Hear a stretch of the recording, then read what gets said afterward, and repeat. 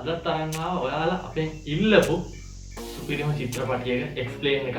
ඒ තමයි 2013 දී 2013 දී ඔයාලා අතරට ආපු ඩෙන්නි විලෙනෙව් අධ්‍යක්ෂණය කරපු සුපිරිම සයිකොලොජිකල් ත්‍රිලර් චිත්‍රපටයක් වුණු වෙනමි චිත්‍රපටයේ එක්ස්ප්ලේන් එක. චිත්‍රපටයේ ප්‍රධාන චරිතය නිරූපණය කරන්න අපි හැමෝම ආදරය කරපු ජේක් ගිලන්හෙල්. ජේක් නම් සයිකොලොජිකල් ත්‍රිලර් නම් ජේක් වගේ එකක් ලෝක සිනමාවේ ඇතුළේ තියෙනවානේ. ඉතින් මේකත් ජේක් ගිලන්හෙල් රඟපාපු අති විශිෂ්ට ගණේ සයිකොලොජිකල් ත්‍රිලර් චිත්‍රපටයක්. ඉතින් චිත්‍රපටය ගැන කිව්වොත් චිත්‍රපටයේ ප්‍රධාන තේමාව වෙන්නේ මිනිසාගේ පෞරුෂය. තවදුරටත් කිව්වොත් මිනිසාගේ මනස වගේ දේවල් තමයි චිත්‍රපටයේ තේමාව වෙන්නේ. තව ටිකක් පැහැදිලි කරොත් චිත්‍රපටය ඇතුළේ අපිට පෙන්වන්නේ මිනිස්සෙගේ විඥානය සහ උපවිඥානය අතර ගැටුම. එහෙම නැත්නම් මිනිසාගේ සැබෑ පෞරුෂය සහ මිනිසාගේ විකල්ප පෞරුෂයන් අතර ඝට්ටනය තමයි චිත්‍රපටය ඇතුළේ අපිට බලා ගන්න පුළුවන් වෙන්නේ. මනුෂ්‍යයා කියන්නේ මනසින් උසස් කියන එක. මනුෂ්‍යයා කියන්නේ මනසින් උසස් ජීවියෙක්. හැබැයි මේ මිනිසා යම් බිඳ වැටි එහෙම නැත්නම් ජීවිතේ බලාපොරොත්තු හීන යම් ආශාවන් උතුම්පත් කරගන්න නොහැකි වුණාම හීන කඩා වැටුණා. හීන බලාපොරොත්තු ඉටු කරගන්න බැරි වුණාම මේ මිනිසා කියන ජීවියා කඩා වැටෙනවා ජීවිතේ. මේ වගේ වෙලාවට මේ මිනිස්සයා වැරදි කරන්න පෙළඹෙනවා. ඒ කියන්නේ තමන්ගේ ජීවිතේ ජය ගන්න බැරි වුණ සමහර අවස්ථාවලදී තමන්ගේ හීන ඉටු කරගන්න බැරි වුණ අවස්ථාවලදී මෙයා මේ හේතුවෙන් වැරදි කරන්න පෙළඹෙනවා. වැරදි මාර්ගවල යන්න පෙළඹෙනවා. එහෙම නැත්නම් යථාර්ථයෙන් පලා යන්න පෙළඹෙනවා. මේ යථාර්ථයෙන් පලා යද්දී මෙයා විවිධ ෆැන්ටසි වල හිර වෙන්න ආස කරනවා. යථාර්ථයේ ජීවත් වෙද්දී මෙයාට මේ වේදනාව දුක උරුම වුණාම මෙයා ෆැන්ටසි ඇතුලේ සතුට හොයන්න පෙළඹෙනවා. මේ මිනිසා කියන සත්‍යය.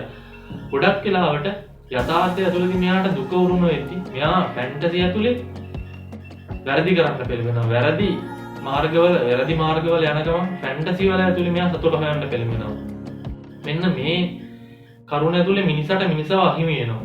තමන්ට තමන්ගේ පෞරුෂය අහිමි වෙනවා. මෙන්න මේ කතාව පාදක කරගෙන මෙන්න මේ ප්‍රශ්නය මෙන්න මේ ගැටලුව තේමා කරගෙන ඩෙනි විලෙනෙව් එනම කියන චිත්‍රපටය අපි අතරට අරගෙන ඇවිල්ලා තියෙනවා. එහෙනම් මම මේ කතාවේ ප්‍රධාන චරිත දෙක ගැන කියනවා. එක්කෙනෙක් ඇන්තනි අනිත් කෙනා ඇඩම්. ඔයාලට මතක ඇති මම ඉස්සෙල්ලා කිව්වා මේක වෙන්නේ පෞරුෂ ගැටීමක් කියලා. එක්කෙනෙක් සැබෑ පෞරුෂය අනිත් කෙනා විකල්ප පෞරුෂය. ජේක් ගිලන්හෙල් ඇක්ට් කරන ප්‍රධාන චරිත දෙක තමයි ඇඩම් සහ ඇන්තනි. එතකොට අපිට හොයාගන්න වෙනවා කවුද සැබෑ පෞරුෂය කියලා. ඇන්තනිද ඇඩම්ද කියලා. මම ඉස්සෙල්ලා කියන්නම් ඇන්තනි කියන්නේ කවුද කියලා. ඇන්තනි කියන්නේ හරිම චිල් එකේ ඉන්න සිනමා තරුවක් වෙන්න හීන දැකපු. හැබැයි පොඩි චරිත ලැබුණු ඒ සිනමා සීනේ බොඳ වුණු චරිතයක්. ඒ වගේම මෙයා හරිම ස්ත්‍රී ලෝලී චරිතයක්. ඒ වගේම මෙයාගේ හැසිරීමෙන් අපිට තේරෙනවා මෙයාගේ පොඩි අනාචාරී හැසිරීමක් තිබිලා තියෙනවා කියලා. ඔයාලට මතක ඇති චිත්‍රපටයේ පටන් ගන්න සිදුවීම් වල අර බිරිඳ සහ ඇන්තනි අතර ඇතිවන හෙලන සහ ඇන්තනි අතර ඇතිවෙන මේ පොඩි කතා බහ ඔයාලට මතක ඇති. හෙලන් අහනවා are you lying to me?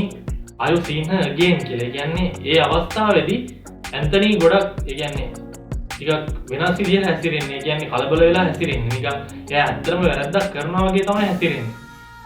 මෙයා මේ කියන්නේ මේ අනාචාරී හැසිරීම ආයෙත් පටන් අරගෙන ඒ කියන්නේ මේ වැරදි හැසිරීම මේ කලින් කරපු වැරදි හැසිරීම ආයෙත් පටන් අරගෙන කියලා අපිට හිතෙනවා අන්නේ අවස්ථාවේදී. ඇන්තනි කියන්නේ මෙන්න මේ වගේ චරිතයක්. ස්ත්‍රී ලෝලී අනාචාරී හැසිරීම තියෙන චරිතයක්. ඇඩම් කියන්නේ හරිම ඒකාකාරී ජීවිතයක් ගත කරන ඉතිහාසය ආචාර්යවරයෙක් විශ්වවිද්‍යාලයක. මෙයාගේ ජීවිතේ කොච්චරද ඒකාකාරී කියනවා නම් ඒක බලන් ඉන්න අපිටත් එපා වෙනවා. ඒ කියන්නේ මෙයා උගන්වන්න යනවා, එයාගේ පෙම්වතිය හම්බ වෙනවා, ආයෙ උගන්වන්න යනවා, ආයෙ පෙම්වතිය හම්බ වෙනවා. මේක තමයි මෙයාගේ ජීවිතේ. හැබැයි මම කලින් කිව්වා වගේ මේ දෙන්නම එකම පුද්ගලයෙක්ගේ පෞරුෂයන් දෙකක්. එහෙනම් සැබෑ පෞරුෂය කවුද? ඔයාලට මතක ඇති මේ ඇඩම්නේ මුලින්ම හොයාගන්නේ මෙයා වගේ කෙනෙක් ඉන්නවා කියලා. එතකොට මෙයා අර ඇක්ටිං ඒජන්සියට යනවානේ. එතන ඉන්න සිකියුරිටි වලයා මෙයාව අඳුරගන්නේ ඇන්තනි කියලා. අන්න අපිට එතනදී හිතෙනවා ඇන්තනි තමයි සැබෑ පෞරුෂය කියලා. ඒ වගේම මේ ඇඩම් ඇන්තනිගේ නිවසට කෝල් කරද්දි හෙලන් මෙයාට කතා කරන්නේ ඇන්තනි කියලා. ඇයි මේ විදිහට ඇන්තනි හැසිරෙන්නේ කියලා අහනවා. කටහඬෙන්ම අඳුර ගන්නවා මේ ඇන්තනි කියලා. අන්න ඒ වෙලාවෙත් අපිට හිතන්න පුළුවන් ඇන්තනි තමයි සැබෑ පෞරුෂය කියලා. එහෙනම් මොකද්ද මේ වෙලා තියෙන්නේ? මම කියන්නම්. ඇන්තනී කියන්නේ නළුවෙක් වෙන්න සිනමා තරුවක් වෙන්න කියන දැකපු චරිතයක්. ඒ වගේම මෙයාට ලොකු ආසාවක් තියෙනවා විවිධ කාන්තාවන් ඇසුරු කරන්න. හැබැයි මේ හීනේ එහෙම් පිටින්ම නැති වෙලා ගිහින් තියෙනවා. සිනමා තරුවක් කියලා විවිධ කාන්තාවන් ඇසුරු කිරීම තමයි මෙයාගේ ආසාව. හැබැයි මේක නැති වෙලා ගිහින් තියෙනවා. මෙයාට ලැබිලා තියෙන්නේ පොඩි චරිත.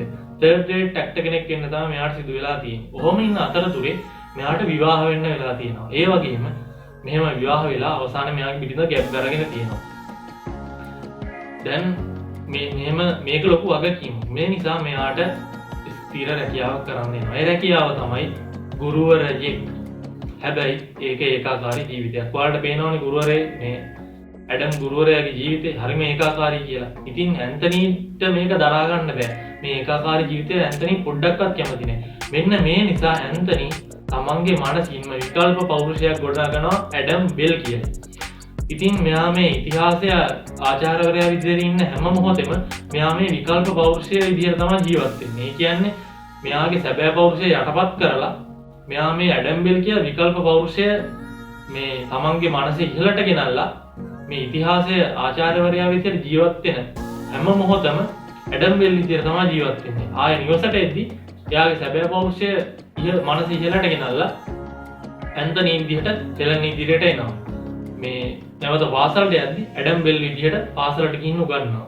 මෙන්න මේක තමයි මේ චිත්‍රපටය ඇතුළේදී වෙන්නේ. ඒ කියන්නේ මෙයා පොඩ්ඩක්වත් කැමති නෑ මේ රැකියාවට. ඒ කියන්නේ මෙයාට තවමත් ඕනේ අර නළුවෙක් වෙලා සිනමා තරුවක් වෙලා විවිධ කාන්තාව ඇසුරු කරමින් හරිම චිල් එකේ ජීවත් වෙන්න. මෙයාගේ මනස ඇතුලේ හැම වෙලේම වැඩ කරන්නේ මේක. මෙයා පොඩ්ඩක්වත් කැමති නෑ මෙයාගේ මේ ආසාව. ඒ කියන්නේ මෙයාගේ මේ හීනේ මේ යටපත් කරලා දාන්න. මෙයා හැම වෙලේම මේ හීනේ ඇතුලේ ජීවත් වෙන්නේ. ඒ නිසා මෙයාගේ යථාර්ථයට මුහුණ දෙන්න මෙයාට බෑ. මෙයා හැම වෙලේම අර ෆැන්ටසියටමයි දුවන්නේ. මෙයාට මේ මුදුන්පත් කරගන්න බැරි වුණු මෙයාගේ ආසාව කොහොම හරි ඉටු කරගන්න තමයි මෙයාට උනේ. නිසා මෙයාගේ යථාර්ථය කියන්නේ ඉතිහාසයේ ගුරුවරයා කියන මෙයාගේ සැබෑ ජීවිතයට මෙයා මුහුණ දෙන්න කැමති නැහැ. ඒ නිසා මෙයා ඒක ඇඩම් බෙල් කියලා විකල්ප පෞරුෂයක් ගොඩනගලා ඒක මෙයාගේ විකල්ප පෞරුෂය විදිහට ජීවත් වෙනවා. මේක තමයි ඇන්තනීගේ කතාව. චිත්‍රපටයේ අනෙක් සුවිශේෂී චරිතය තමයි මේරි. මේරි කියන්නේ කවුද? ඇත්තම විවොත් මේරි කියන්නේ ඇන්තනීගේ මනසේ හිතලුවා. එයත් උපවිඤ්ඤාණයේ කොටසක්. මේරි ඉන්න හැම කොටසක්ම මේ ඇන්තනී එයාගේ මනසින් ගොඩනගපු දේවල්. ඒ කියන්නේ චිත්‍රපටය ඇතුලේ මේරි පෙන්වන හැම කොටසක්ම මෙයා මනසින් කල්පනා කරන දේවල්. ඒ කියන්නේ මෙයාගේ ඇන්තනීගේ මනක් කල්පිතයන්. එයා මනසින් හිතන දේවල්. මේරි ඉන්න කිසිම කොටසක් මේ ඇත්තම සිදුවෙන දේවල් නෙමෙයි. හැම දෙයක්ම මෙයාගේ හිතලුවන්. එතකොට මේ මේරිගෙන් සංකේතවත් කරන්නේ මොකක්ද? මට හිතුණු විදිහට මේරිගෙන් සංකේතවත් කරන්නේ අර මේ ඇන්තනීගේ ජීවිතයේ තිබ්බ ස්ත්‍රී ලෝලී කොටස. ඒ කියන්නේ එයාගේ අනාචාරය. එයා දැන් හෙලන්ගේ සම්බන්ධයත් එක්ක ඒ වගකීමත් එක්ක ඇන්තනී හිර වෙලා ඉන්නේ. මේ හිරවීම දරා ගන්න බැරි වීම තමයි මේ මේරිගෙන් සංකේතවත් කරන්නේ. ඒ කියන්නේ මේරි හරහා ඒ කියන්නේ එයා මනසින් මේ කාම මිත්‍යාචාරය සිදු කරනවා මේරිත් එක්ක. ඒ කියන්නේ අර ස්ත්‍රී ලෝලීත්වය තමන්ගේ මනසින්ම ඒ කියන්නේ මනසින් එයා අනාචාරයේ යෙදීම තමයි මේ අපිට පෙන්වන්නේ. එයාට දරාගෙන ඉන්න බෑ තවත් හෙලන් එක්ක මේ ජීවිතය. මේ තමන්ගේ මනසින් විවිධ කාන්තාවන් එක්ක මේ අනාචාරයේ යෙදීම සිදු කරනවා. ඒක තමයි මේරි හරහා සිදු කරන්නේ. චිත්‍රපටයේ තවත් වැදගත් අවස්ථාවක් නිරූපණය කරපු තැනක් තමයි මව සහ ඇන්තනී අතර දෙබස ඇති වුණු තැන. එතනදී ඇන්තනීගේ අම්මා කියනවා මම ඒක පොඩ්ඩක් ලියාගත්තා. You are my only son, I am your only mother. You have a respectable job, you have a nice apartment, and since we are being frank here, I think you should quit that fantasy of being a third-rate movie actor. ඔයාලට මතක ඇති මෙන්න මෙතන ඇන්තනීගේ අම්මා මෙයාට blueberry ගෙනල්ලා දෙනවා. හැබැයි ඇන්තනී කියනවා මම බ්ලූබෙරි කන්නේ නැහැ කියලා. මෙන්න මෙතනින් තව ටිකක් ඉස්සරහට යන්න හෙලන් එක්ක ඉන්න මොහොතේදී ඇන්තනී ඇවිල්ලා බ්ලූබෙරි ඉල්ලනවා වලට මතක ඇති. ඇන්තනී ඇත්තටම බ්ලූබෙරි කනවා. හැබැයි මේ අම්මත් එක්ක ඉන්න ඇන්තනී කියනවා බ්ලූබෙරි මම කන්නේ නැහැ කියලා. අන්න එතනදී අපිට හිතන්න පුළුවන් මේ මෙතන ඉන්නේ ඇඩම් පෞරුෂය. කියන්නේ ඇඩම් පෞරුෂයේ ප්‍රමුඛ වෙලා තමයි මේ අම්මා ළඟට ඇවිල්ලා තියෙන්නේ. ඇන්තනී බ්ලූබෙරි කනවා. හැබැයි ඇඩම් පෞරුෂයේ බ්ලූබෙරි කන්නේ නැහැ. හැබැයි අම්මා දැඩි ලෙස කියනවා මගේ පුතා බ්ලූබෙරි කනවා. කියලා කියනවා. ඒක නිසා බ්ලූබෙරි කන්න කියනවා. ඒ කියන්නේ මෙතනදී අපිට අඳුර ගන්න පුළුවන් හරි වැදගත් දෙයක් කියනවා මේ පුද්ගලයාට කියන්නේ මේ ජේක් ගිලන්හේ රඟපාන චරිතයට ඒ කියන්නේ තමන්ගේ පෞරුෂයන් මාරු වීමවත් අඳුර ගන්න බැරි තරමට එයාගේ මනස විනාශ වෙලා තියෙනවා. ඒ වගේම මේ අම්මා මේ දෙබසවට ඇහෙන්නේ නැති third grade movie actor කෙනෙක් වෙන මේ ෆැන්ටසිය දැන්වත් අතහැරගන්න කියලා කියනවා. ඒ කියන්නේ මේ ඇන්තනි සහ ඇඩම් කියන්නේ දෙන්නම එක්කෙනෙක් කියලාත් ඔයාලට මෙතනදී හිතා ගන්න පුළුවන් තවත් එක මේ ක්ලූ එකක් තමයි මේක. මේ ඇඩම් පෞරුෂය තමයි මෙතනට ඇවිල්ලා ඉන්නේ. හැබැයි මේ අම්මා මේ එයාගේ අදහස කියන්නේ ඇන්තනීට. ඒ කියන්නේ ඇන්තනීනේ නළුවෙක් වෙන්න හීන දකින්නේ. ඒ වුණාට මෙතන ඉන්නේ ඇඩම්. හැබැයි අම්මා කතා කරන්නේ ඇන්තනීට. අන්න ඒකත් අනුව මේ දෙන්නම එක්කෙනෙක් කියලා අපිට හිතා ගන්න පුළුවන්. චිත්‍රපටයේ ප්‍රධාන අවස්ථා ටිකක් අපි සාකච්ඡා කරගෙන යමු. මුලින්ම චිත්‍රපටයේ ආරම්භක දේශන වලට මතක ඇති. එතනදී පොඩි දෙබසක් කියනවා. මේ චිත්‍රපටයේ මේ ඇඩම් බෙල් විදිහට මෙයා උගන්වන පාඩම් අර ළමයින්ට දෙන දේශන ඇතුලේ චිත්‍රපටයේ සිනමා ආඛ්‍යානයත් එක්ක ලොකු සම්බන්ධයක් තියෙනවා. පළවෙනි දේශනය වලට මතක ඇති කියනවා It's all about control. In ancient Rome, they kept the populace busy with entertainment controlled by sensory information. මෙන්න මේක තමයි ඇන්තනි කරන්නේ. එයාම සෙන්ස කරගන්නවා. එයාම වාරණය කරගන්නවා. මෙයාගේ අතාර්ථය මොකද්ද? ඉතිහාසය ආචාර්යවරයෙක්. සහ හෙලන් තමයි මෙයාගේ බිරිඳ. හැබැයි මෙයා මොකද්ද කරන්නේ? මෙයා සෙක්ස් ක්ලබ් වලට යනවා. මෙයා මේ සෙක්ස් ක්ලබ් වලට ගිහිල්ලා අර මකුළුව මරනවා බලාගෙන ඉන්නවා. මේ මකුළුවන්ගෙන් සංකේතවත් කරන්නේ කාන්තාවන්. ඒ කියන්නේ කාන්තාවන් සහ වගකීම් මේ චිත්‍රපටය ඇතුලේ. මේ මකුළුවන්ව මැරීමෙන් සංකේතවත් කරන්නේ වගකීම් වලින් බැහැරවීම. ඉතින් මෙන්න මේ දේවල් වලින් මේ වගකීම් වලින් බැහැරවීම තමන්ගේ මනසට දාගන්නවා. ඒ කියන්නේ තමන්ගේ වගකීම් මෙයා වාරණය කරගන්නවා. ඒ වගේම මෙයාගේ යථාර්ථය ඉතිහාසයේ ආචාර්යවරයා. මෙයා ඒ යථාර්ථය ඇඩම් බෙල් කියලා විකල්ප පෞරුෂයකට බාර දීලා එයාගේ යථාර්ථයෙන් පැනලා යනවා. තමන්ගේ යථාර්ථයෙන් වාරණය කරගන්නවා. මෙන්න මේ ආරම්භක දේශනයෙන් පෙන්වන්නේ මේ ඇන්තනීගේ සැබෑ කතාව. චිත්‍රපටයේ තව වැදගත් සිදුවීමක් තමයි ඇඩම් ඇන්තනීව සසඳන මොහොත. අර ඔයාලට මතක ඇති අර එයාගේ ඉරුණු ෆොටෝ එකක් අරගෙන ඇඩම් අර ඉන්ටර්නෙට් එකේ ඇන්තනීගේ ෆොටෝ එකක් අරගෙන එයාගේ රූපය සසඳනවා. අන්න ඒ සිදුවීම වෙන්නේ ඇන්තනීගේ මනස ඇතුලේ. මොකද එහෙම මම එහෙම කියන්නේ ඔයාලට මතක ඇති මේ ඉරුණු ෆොටෝ එක ඇත්තටම ඉරිලා නැහැ. චිත්‍රපටයේ අන්තිමට අපිට පෙන්නනවා ඇන්තනී සහ හෙලන් ඉන්න පින්තූරයක් තමයි මේ කියලා. මේ පින්තූරේ ඉරලා තියෙන්නේ ඇන්තනීගේ මනස ඇතුලේ. මොකද ඇඩම් පෞරුෂය ප්‍රමුඛ වෙලා තියෙන අවස්ථාව කියන්නේ ඇන්තනී වගකීම් වලින් පැනලා යන පෞරුෂය. කියන්නේ ඇඩම් කියන්නේ හෙලන්ට තියෙන වගකීම් යුතුයකම් සහ බැඳීම් වලින් පැනලා යන පෞරුෂය තමයි ඇඩම් කියන්නේ. මෙන්න මේ වෙලාවේදී එයාගේ මනස ඇතුලේ ක්‍රියාත්මක වෙන්නේ මේ බැඳීම් වලින් පැනලා යන මේ වගකීම් වලින් පැනලා යන දේවල් තමයි ක්‍රියාත්මක වෙන්නේ. ඒ නිසා තමයි මේ පින්තූරේ ඉරලා වගේ පෙන්වන්නේ. මේ සිදුවීම වෙන්නේ ඇත්තටම මෙයාගේ මනස ඇතුලේ. ඒ කියන්නේ ඇන්තනී කල්පනා සහගතව. ඒ කියන්නේ ඇන්තනීගේ හිතලුවක් තමයි මේ සිදුවීම. තව දෙයක් කියන්න ඕනේ. චිත්‍රපටය ඇතුලේ ඇන්තනී සහ ඇඩම් ඒ දෙන්න අතර ඇති වෙන සියලුම දුරකථන ඇමතුම් ඔක්කොම හිතලුවන්. ඒ කියන්නේ ඔක්කොම මෙයාගේ මනක් කල්පිතයන්. ඒවා ඇත්තටම සිදුවන දේවල් නෙමෙයි. මෙයා මේ මනසින් ඔක්කොම මෙයාගේ මනසේ ඇති වෙන දේවල්. ඒ වගේම මෙයා මේ කියන්නේ මේ ඔක්කොම බොරු දේවල්. ඔක්කොම හිතලු. ඒ වගේම මේ දෙන්න හම්බෙන අවස්ථා සියල්ලම මෙයා මනසින්ම වගත්තු දේවල්. ඒ වගේම අර මම කලින් කිව්වා වගේ ඇඩම් පෞරුෂය වේවා, ඇන්තනී පෞරුෂය වේවා, මේරිත් එක්ක ඉන්න සියලුම අවස්ථා මෙයාගේ මනසේ ඇති වෙන දේවල්. මනක් කල්පිතයන්, මෙයා හිතන දේවල් කියලා හැම වෙලේම මතක තියාගෙන චිත්‍රපටිය බලන්න එක අමතක කරන්න එපා. චිත්‍රපටියේ විශේෂම සම්දිස්ථානයක් තමයි හෙලන් තමන්ගේ සැමියාට බහුවිධ පෞරුෂත්වයක් තියෙනවා කියලා අඳුන ගන්න මොහොත. අර හෙලන් විශ්වවිද්‍යාලයට යන ඇඩම් බෙල් හමු වෙන්නේ. ඒ වෙලාවේ ඇන්තනී ඉන්නේ ඇඩම් බෙල් පෞරුෂයෙන්. තමන්ගේ ගැබ්ගත්තු බිරිඳවත් අඳුන ගන්න බැරි තරමට මේ පුද්ගලයා මේ බහුවිධ පෞරුෂත්වය කියන රෝගයෙන් පෙළෙනවා. කියන්නේ ඒ තරමට තමන්ගේ මනස විනාශ වෙලා ඉවරයි මේ පුද්ගලයාගේ. මෙයාගේ උපවිඤ්ඤාණයෙන් ඒ කියන්නේ තමන් ගොඩනගපු මේ විකල්ප පෞරුෂයට මෙයා මේ කියන්නේ විශාල විදියට දරුණු විදියට යටත් වෙලා ඉවරයි. තමන්ගේ බිරිඳවත් අඳුර ගන්න බැරි තරමට. හොඳම දේ හෙලන් මෙයාට කෝල් එකක් ගන්නවා. එතනදී ඔයාලට මතක ඇති. හැබැයි හෙලන්ගේ දෘෂ්ටි කෝණයෙන් මෙයා ඉවත් වුණාම මෙයා ඇන්තනී විදියට ආන්සර් කරනවා. ඒ කියන්නේ මෙයා මේක පාලනය කරනවා. ඒ කියන්නේ මෙයා එක්තරා විදිහක රැවටීමක් මේ කරන්නේ. ඒ කියන්නේ මෙයා යථාර්ථයෙන් පලා යන පුද්ගලයෙක් කියලා මම ඉස්සෙල්ලා කිව්වනේ. ඒ කියන්නේ මෙයාට ඕනේ නෑ මේ යථාර්ථයට එන්න. හැම වෙලේම ඕනේ මෙයාට ඒ කියන්නේ මෙයාට මේ පෞරුෂත්ව දෙකක් මෙයාට තියෙනවා කියලා මෙයාට පිළිගන්න ඕනේ නෑ. හැම වෙලේම ඕනේ මෙයාට මෙයාගේ සැබෑ ජීවිතයෙන් පැනලා යන්න.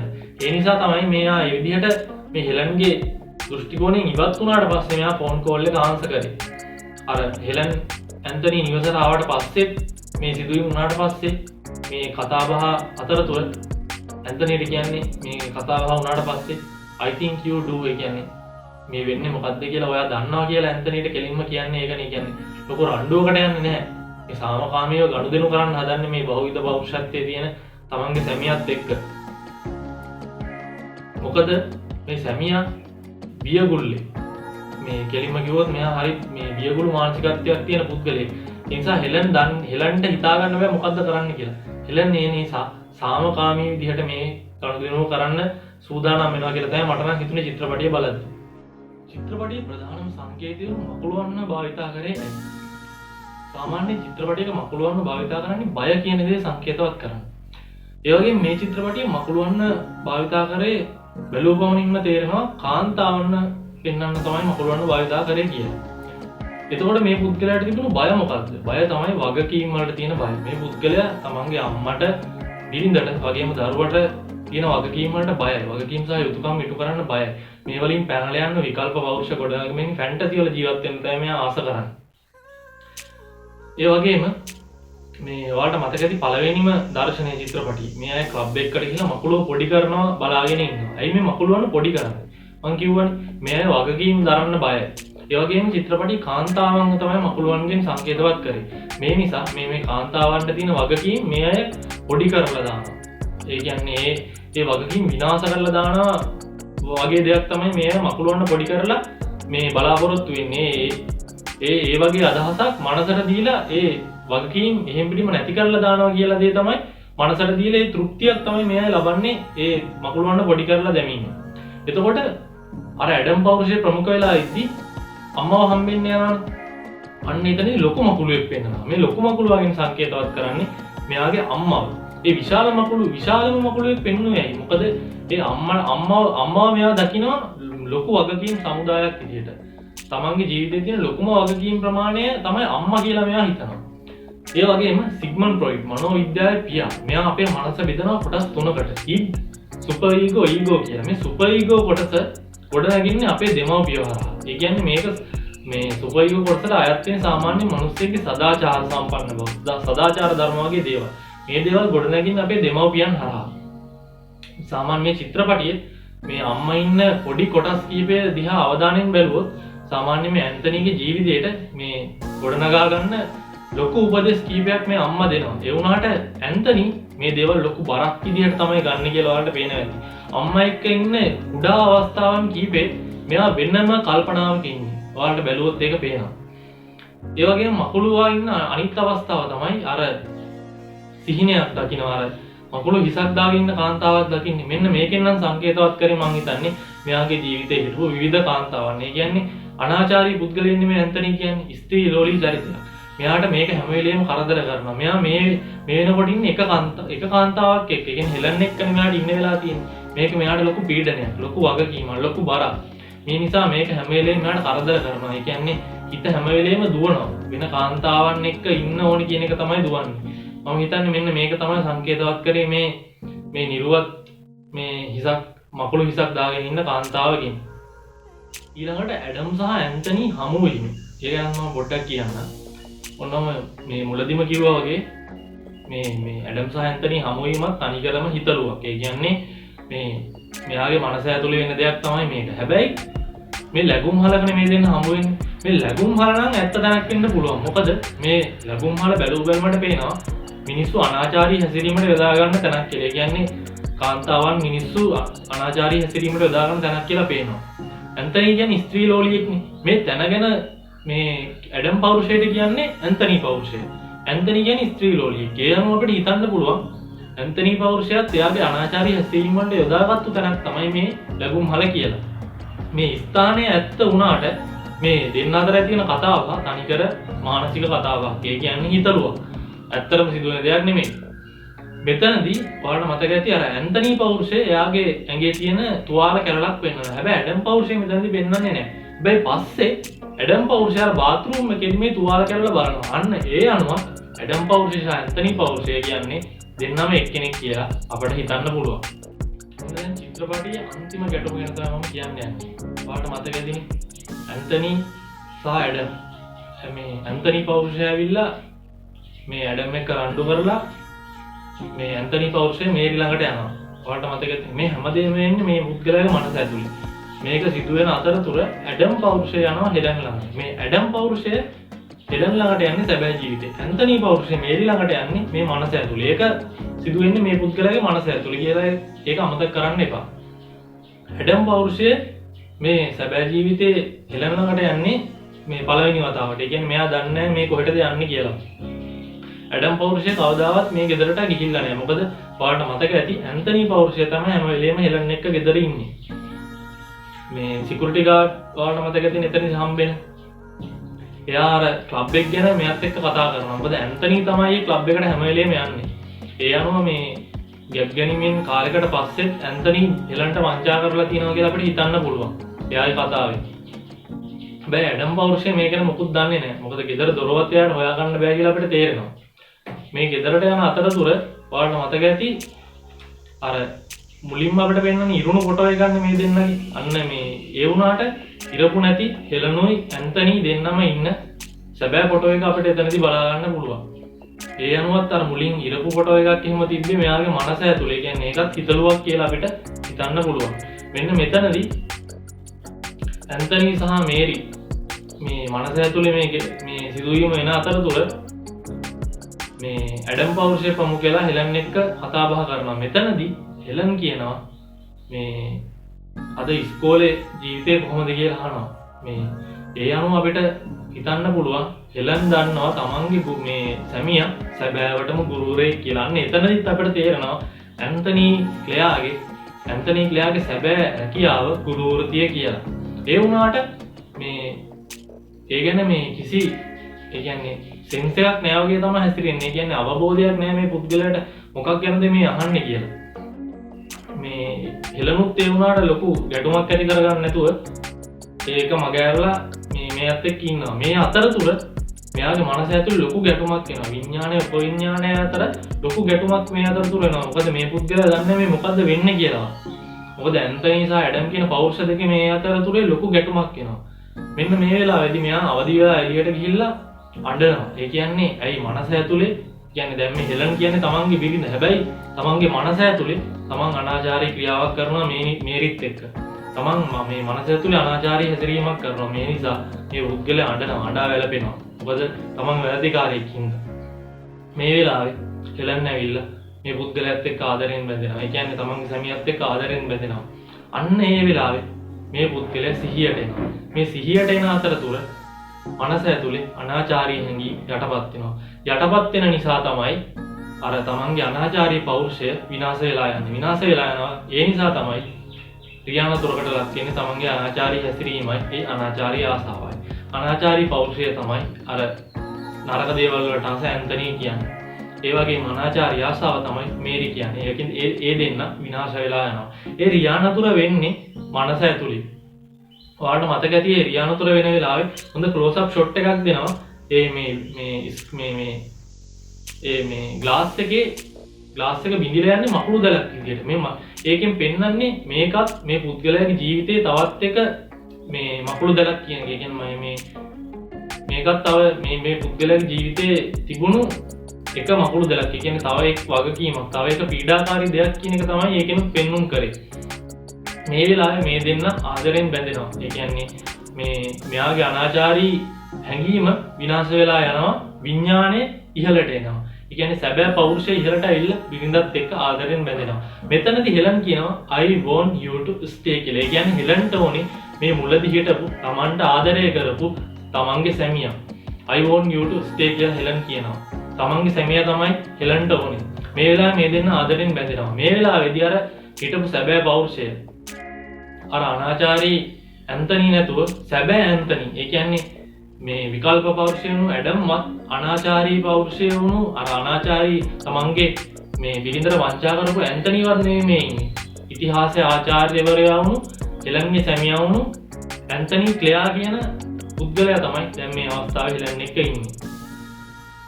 එහෙනම් ඔන්න කතාවේ ක්ලයිමැක්ස් එකට තමයි දැන් අපි ඇවිල්ලා ඉන්නේ. අපේ කතානායක ඇන්තනී කොහොම හරි අවසානයේදී තමන්ගේ අනාචාරයන් අභිභවා ගිහිල්ලා තමන්ගේ සැබෑ පෞරුෂ ජීවිතේ ඉහළට ගෙනල්ලා අන්තිමට ජීවිතේ දිනනවා. ඔයාලට මතක ඇති අන්තිමට අර ඇක්ටිං ඒජන්සි එකට ගියාම ලියුම් කවරයක් හම්බ වෙනවා. මේ ලියුම් කවරය ඇන්තනී විවෘත කරනවා. මෙතනදී යතුරක් හම්බ වෙනවා. ඔයාලට මතක ඇති මේ අර මේ සිකියුරිටි වරයා කියපු අර සෙක්ස් ක්ලබ් එකට යන යතුර. මෙන්න මේ යතුර දැකපු ගමන් ඇන්තනීගේ අර අනාචාරී හැඟීම් ආයෙත් උරට එනවා. මෙයා තමන්ගේ බිරිඳට ආයෙත් බොරු කරන්න පටන් ගන්නවා. අර අනාචාරී ඇන්තනී ආයෙත් මෙයාගේ මේ මනස ඇතුළේ ඉහළට එනවා. මෙයා කියනවා තමන්ගේ බිරිඳට මට අද ගෙදර එන්න වෙන්නේ නැහැ. මට අද එළියට යන්න වෙනවා කියලා. හැබැයි හෙලන් මේකට උත්තරයක් දෙන්නේ නැහැ. හෙලන්ව බලන්න යද්දි කාමරය ඇතුළේ ලොකු මකුළුවෙක් ඉන්නවා.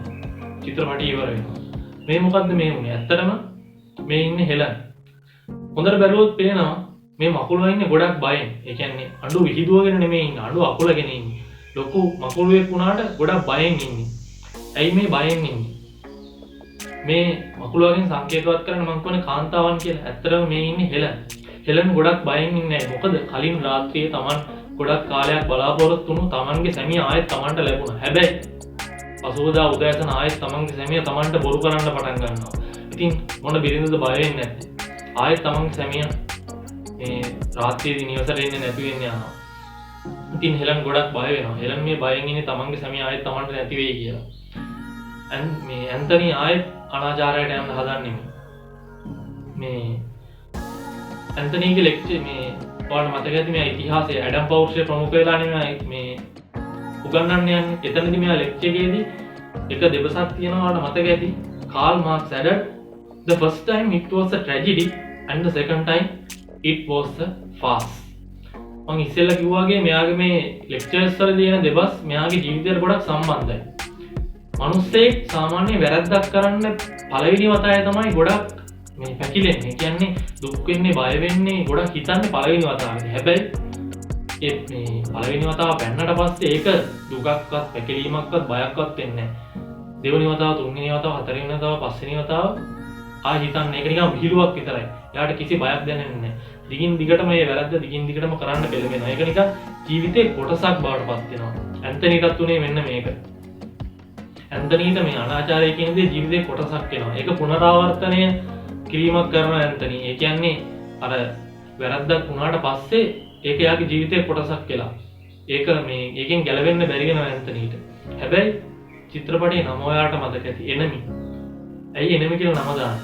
මොකද ඇන්තනීගේ හතුරා ඇන්තනීමයි. ඒ කියන්නේ පුද්ගලයාගේ ජීවිතේ තමන්ගේ හතුරා වෙන්නේ තමන්මයි. බෞද්ධ දර්ශනයේ කියනවා බුදුරජාණන් වහන්සේ සටන් කරේ මාරයත් එක්ක නෙමෙයි තමන් එක්කමයි. තමන් එක්ක සටන් කරපු බුදුරජාණන් වහන්සේ තමන් එක්ක සටන් කරපු නිසා තමයි මාරයත් පරාද වුනේ. මොකද මාරයත් එක්ක සටන් කරන්න ගියා නම් කවදාවත් බුදුරජාණන් වහන්සේට මාරයා පරාද කරන්න වෙන්නේ නැහැ. තමන්ගේ තරඟයේ තියෙන්නේ තමන් එක්කම පමණයි. මේ එනමි චිත්‍රපටියෙත් කියන්නේ ඒකමයි. ඇන්තනීට මේ අනාචාරයෙන් ගැලවෙන්න නම් ඇන්තනී සටන් කළ යුත්තේ තමන් එක්කමයි. ඇන්තනී මේ හෙලන්ට තියෙන ආදරේ නිසාම තමයි මතක ඇති ඇන්තනී මේ කඳුළු පිට කරලා අඬලා තමන්ගේ බිරිඳ එක්ක ආදරයෙන් බැඳෙනවා. ඒ ආදරයෙන් බැඳිලා තමයි අර ඇන්තනීගේ අනාචාරී පෞරුෂය යටපත් කරලා මේරි කියන මේ අනාචාරී ආසාව විනාශ කරලා හෙලන් එක්ක ආදරයෙන් බැඳිලා මේ තමන්ගේ සැබෑ පෞරුෂය ඉදිරියට ගේන්නේ. හෙලන් එක්ක ආදරයෙන් බැඳෙන්නේ. ඒ තමන්ගේ සතුරා තමන් විසින්ම ඇන්තනී පරාද කරනවා. ඒ විදිහට තමයි ඇන්තනී ජයග්‍රහණය කරන්නේ. ඇන්තනීට ජීවිත දිනන්න තියෙන එකම අවස්ථාව මේ තමන් එක්කම සටන් කිරීම පමණයි. ඇන්තනීගේ හතුරා ඇන්තනීව පමණයි. චිත්‍රපටියේ පෙන්වන්නේ මෙන්න මේ දේ. ඉතින් ඇන්තනී අන්තිමට මේ තමන්ගේ මේ බයෙන් ඉන්න බිරිඳ, තමන්ගේ ඉපදෙන්න ඉන්න දරුවා මේ හැමදේටම මේ බැඳිලා මේ වගකීම බාරගෙන තමන්ගේ මේ ආසාව අනාචාරය කියන දේ අතහැරලා මේ තමන්ගේ හිතේ ඉන්න හතුරා කියන දේ තමන්ම කියන අඳුනගෙන ඒක පරාද කරොත් විතරයි අන්තිමට ජීවිතේ දිනන්න පුළුවන්. එනමි කතා කරන්නේ අන්න ඒ ගැන. තමන්ගේ හතුරා තමන්ම පමණයි. ඉතින් එනමි ගැන කතාව එපමණයි. ඉතින් මේ ඔයාලගේ ජීවිතෙත් ඉන්න හතුරා ඔයාම පමණයි. තරග කරන්න තමන් එක්ක අනුන් එක්ක නෙමෙයි. තමන්ගේ හතුරා පරාජය කරන්න ඉගෙන ගන්න තමන් එක්ක තරග කරන්න. ඉතින් කීප දෙනෙක්ම ඉල්ලලා තියෙන චිත්‍රපටයක් තමයි අද අරගෙන ආවේ. ඩෙනි විලෙනෙව් අධ්‍යක්ෂණය කරපු එනමි. ඉතින් එක්ස්ප්ලේන් එක ගොඩක් අය තේරෙන්නේ නැති කියලා හිතනවා. තාම මොනවා හරි ප්‍රශ්න තියෙනවා අනිවාර්යෙන්ම කමෙන්ට් සෙක්ෂන් එකේ උත්තයි. අනිවාර්යෙන්ම ඔයාලගේ ප්‍රශ්න කමෙන්ට් කරන්න. එහෙනම් එක්ස්ප්ලේන් එක ගැන අදහස් ඔයාලා කමෙන්ට් කරන්න. වීඩියෝ එක හොඳයි නම් සබ්ස්ක්‍රයිබ් කරන්න, ලයික් කරන්න, චිත්‍රපටි බලන යාළුවෝ අතර වීඩියෝ එක ෂෙයා කරන්න අමතක කරන්න එපා. එහෙනම් සතියකින් ආයෙත් මේ වගේ සුපිරිම චිත්‍රපටයක එක්ස්ප්ලේන් එකක් අරගෙන මම එනවා. රිව් බයි ක්ෂාත් දෙක දිගටම එකතු වෙලා ඉන්න. ඉක්මනින්ම හමු වෙන්න. see you soon.